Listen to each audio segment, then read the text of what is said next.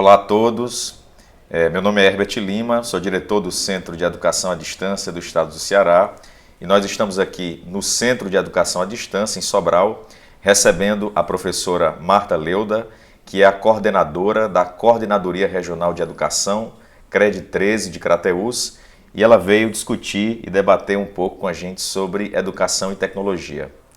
Professora, para você, qual a importância sobre o uso das tecnologias e da educação hoje no processo de ensino e aprendizagem para os alunos? Eu acredito que a gente, cada vez mais, enquanto professor, enquanto formador, a gente tem que estar trabalhando com outras alternativas de trabalho dentro de sala de aula e metodologia.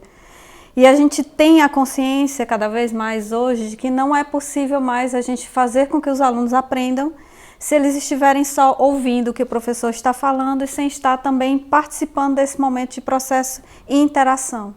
Uma das melhores formas de interação realmente é o uso da tecnologia, e com o uso da tecnologia a gente tem outras formas de poder também trabalhar, porque justamente a educação à distância permite a gente que não só através do contato presencial, mas também a gente possa ultrapassar barreiras, ultrapassar limites e que a gente possa trabalhar com outras perspectivas que não sejam aquelas iniciais só daquele perímetro onde estão os alunos e os professores no seu espaço físico. A gente pode ir além, pode trabalhar com webconferência, pode trabalhar com outras alternativas, pode fazer experiências dentro da educação, né, à distância, e que a gente pode fazer com que os meninos tenham muito mais possibilidades de aprendizagem do que só a gente como professor falando e eles ouvindo. Então, para que isso aconteça, é necessário também que a gente, como professor, a gente se aproprie cada vez mais dessas ferramentas. Daí a importância dos cursos da Universidade Aberta, né, dos cursos de formação continuada, mais especificamente aquilo que a gente tem trabalhado muito nas escolas estaduais, que é a formação do pacto, né, pelo fortalecimento do ensino médio, onde o SOLAR tem sido uma das ferramentas, né, utilizadas para a formação continuada dos nossos professores e fazer com que eles tenham essa apropriação e, através dessa apropriação, a gente possa também chegar dentro de sala de aula com esse conhecimento e esse mecanismo. Hoje em dia os meninos são muito mais espertos do que nós em relação à questão de utilização desse tipo de ferramenta, mas eles têm muitas informações. Informação nem sempre é conhecimento. O professor é aquele que vai estar direcionando o aluno para que aquele material que ele está vivenciando, aquilo que ele está fazendo, experimentando, possa se transformar em um conhecimento sistematizado. E aí sim ele vai ter uma verdadeira aprendizagem. Perfeito. E para a senhora, quais são hoje os principais desafios, né, da implantação e do uso dessas tecnologias em sala de aula? Nós sabemos que as escolas muitas vezes possuem laboratório, possuem computadores, data show, que há alguns processos e programas de formação de professores, mas ainda há um desafio muito grande de se levar ao uso efetivo desses recursos em sala de aula. Com a EAD, a gente precisa ter uma internet bem mais rápida e mais eficaz para que a gente possa realmente trabalhar e sustentar um trabalho de educação à distância de qualidade. A outra questão que eu considero também muito forte é o fato da gente ainda ter esse certo receio, né? Eu tenho receio de trabalhar, de lidar com tecnologia, eu tenho receio de lidar com novas ferramentas, eu tenho receio de trabalhar com o novo. Trabalhar com o novo, aí a gente tem que fazer, esse trabalho vai ser de conquista do nosso profissional, de fazer com que ele perceba que a tecnologia está para ajudá-lo e não para prejudicá-lo, né? Nós temos 100 escolas no estado hoje que têm a lousa digital, mas das escolas que têm a lousa digital, acredito que apenas 20% delas utilizam em seu verdadeiro potencial. As outras utilizam como uma forma de data show, que não deixa de ser um recurso, mas é um recurso muito aquém daquilo que poderia estar sendo utilizado dentro da ferramenta que é uma lousa digital e do que ela possibilita para os nossos alunos e também para a sala de aula, né? Perfeito.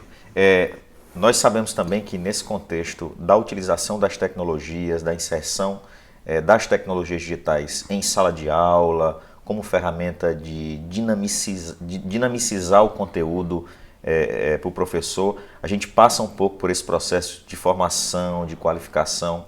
Na sua opinião, qual é o papel da educação à distância, né? Você já falou anteriormente, citou do pacto, mas como é que você vê o uso dos ambientes virtuais, das atividades que formam e dos programas que formam hoje professores que fazem uso de chats, de fóruns, de ferramentas de portfólio, da videoconferência, da webconferência?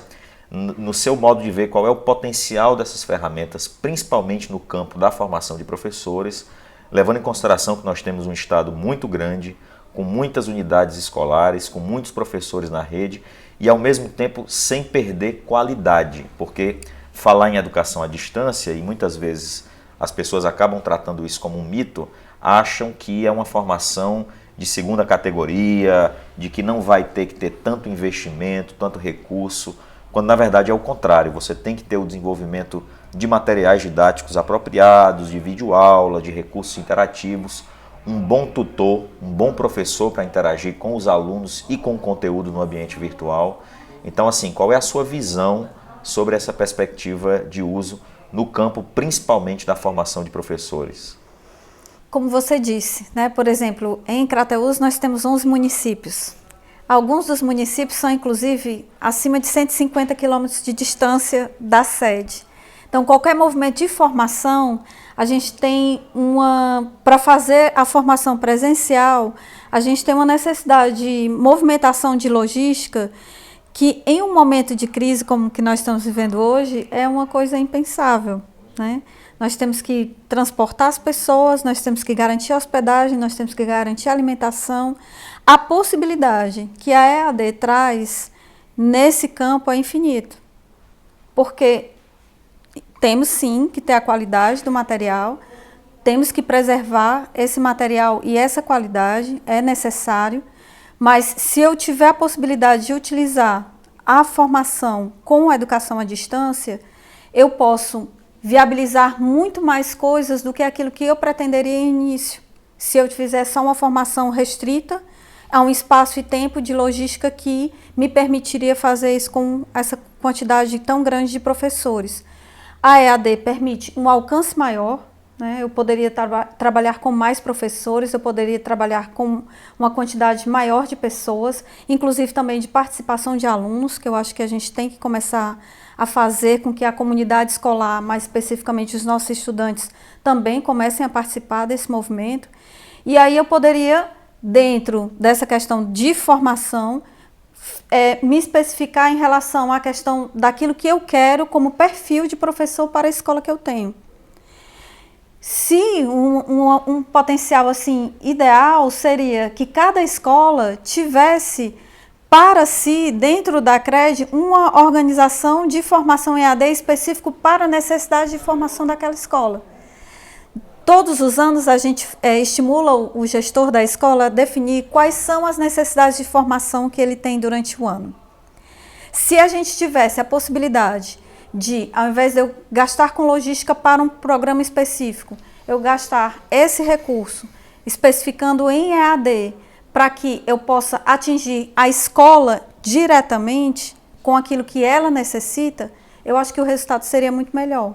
Não só em nível de qualidade, de formação específica para aquele grupo, como também em relação àquilo que eu quero e que eu consigo, né?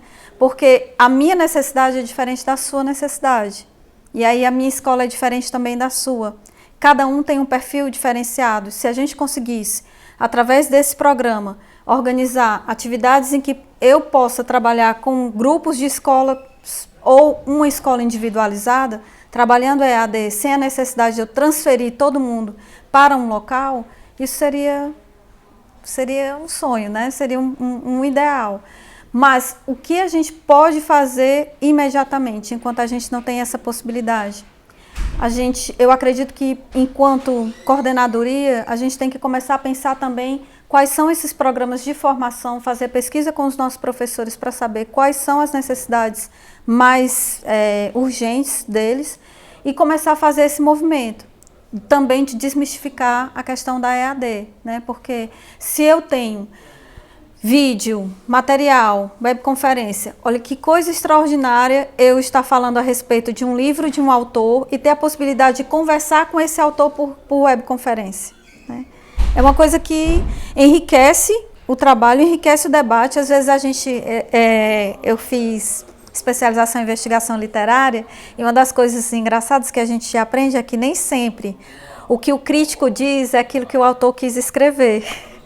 A gente tem essa mania de fazer a interpretação daquilo que a pessoa realmente quer dizer. E se você tem a oportunidade de falar com o próprio autor, você tem a opinião real dele. Então não é alguém dizendo para alguém o que aquele alguém disse.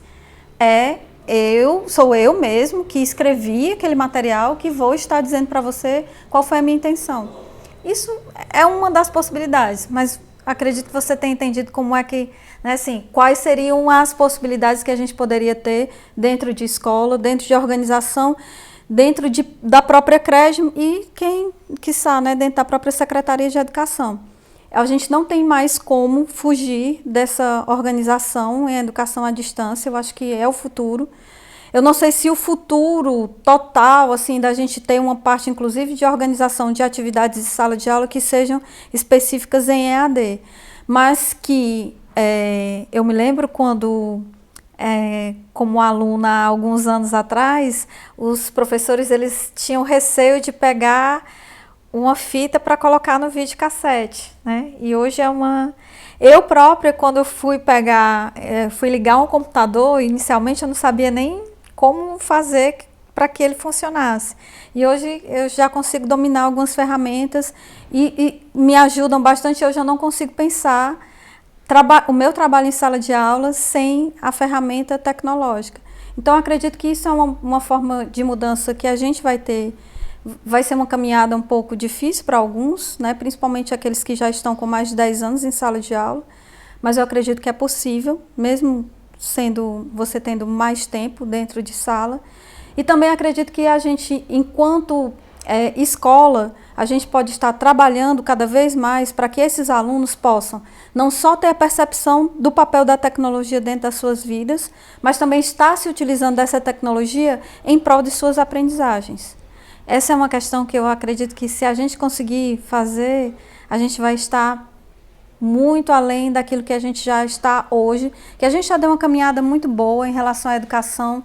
A gente, infelizmente, no IDEB do ensino médio, nós caímos 2 pontos percentuais, né? Mas foi uma questão também de organização, acredito, dentro do próprio fluxo, porque esse é um problema que a gente tem hoje, de fluxo dos alunos dentro do ensino médio. Mas se a gente começar a potencializar essas ferramentas para que esse aluno aprenda mais e ele saia dessa distorção idade série e consiga corrigir o fluxo, a gente resolve muitas coisas. Perfeito, professor. Eu queria agradecer pela sua exposição e a gente encerra aqui esse momento de debate e discussão com a professora Marta Leuda, direto do Centro de Educação à Distância do Estado do Ceará. Obrigado. Obrigada.